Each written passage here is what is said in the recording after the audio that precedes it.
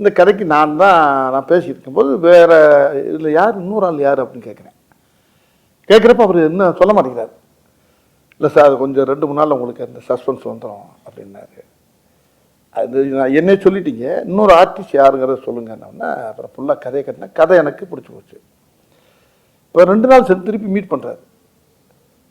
Meet பண்ணோன்னே இந்த கதை சார் இல்லை பகவத் சார் பண்ணுறாரு சார் அப்படின்னாரு. எனக்கு பயங்கர சந்தோஷமாயிடுச்சு. அவரும் இப்போ தான் நம்ம மாமன்னன் காம்பினேஷன் உங்களுக்கு அந்த காம்போ இருக்குல்ல உங்களுக்கு, அவரா சூப்பராக இருக்குமே அந்த காம்பினேஷன் அவர் கூட பண்ணுறப்போ அந்த படம் எப்படி இருக்குது அவனுக்குள்ள நானும் கிருஷ்ணன் சார் ஓட்டி பார்த்தோம். ரொம்ப திருப்பி இன்னொரு மீட்டிங்கில் வர்றாரு.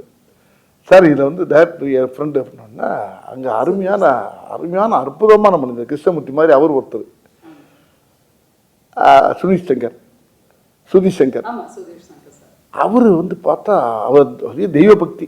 அந்த ஷூட்டிங்கில் எடுக்கும்போது திருவண்ணாமலைக்கு போனால் கேப்பில் போனால் திருவண்ணாமலை சுற்றிக்கிட்டே இருப்பார்.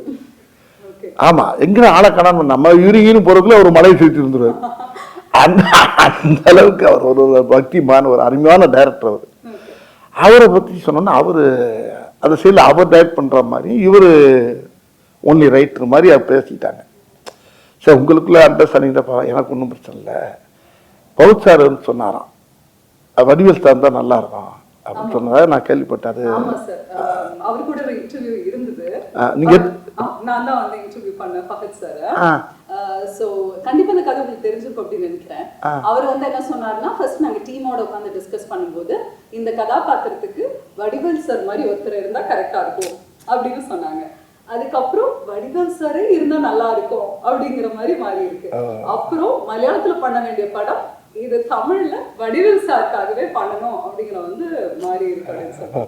எப்படி பாக்குறீங்க? ஐயோ, பெரிய சொன்ன வார்த்தை எனக்கு மனசை ரொம்ப நெகிழ வைக்குது. என்னன்னா எனக்கு எப்படி நீங்கள் எப்படி செய்யோ அது மாதிரி எனக்கு பெரிய லட்சம் கோடி மக்களில் எவ்வளோ பேர் ரசிக்கிறோ அதில் அவரும் எனக்கு பெரிய ரசிக்கிறவர். என் நேரம் பார்த்தாலும் அப்பா உங்களை பாடுறா வடிவேல் இப்படி பண்ணுறாரு பாடுறா அப்படின்னு சொல்லுவார். அப்பாவும் நானும் எங்கள் ஃபேமிலியெல்லாம் பயங்கர ஃபேன் அவங்களுக்கு அப்படின்னாரு. அப்படியே சார் நான் சின்ன பிள்ளைலேருந்து 12வது படிக்கிலேருந்து உங்கள் பார்த்துக்கிட்டேங்க சார், நான் பயங்கர தீவிர ஃபேன் சார் நான் அப்படின்னு மாமன்னே என்கிட்ட ரொம்ப நேரம் சொல்லியிருந்தார். இப்போ இந்த படத்தில் ரொம்ப நெருக்கமாக உட்காந்து பேசக்கூடிய அளவுக்கு இந்த படத்தில் அவர் கூட எனக்கு ஒரு வாய்ப்பு கிடைச்சது. அது அவர் கூட பண்ணுறப்ப மராக்கள் அறியேன். அப்புறம் ஹீரோ நான் அவர் தான் ஹீரோன்னு இன்னும் சொல்லிக்கிட்டு இருக்கேன்.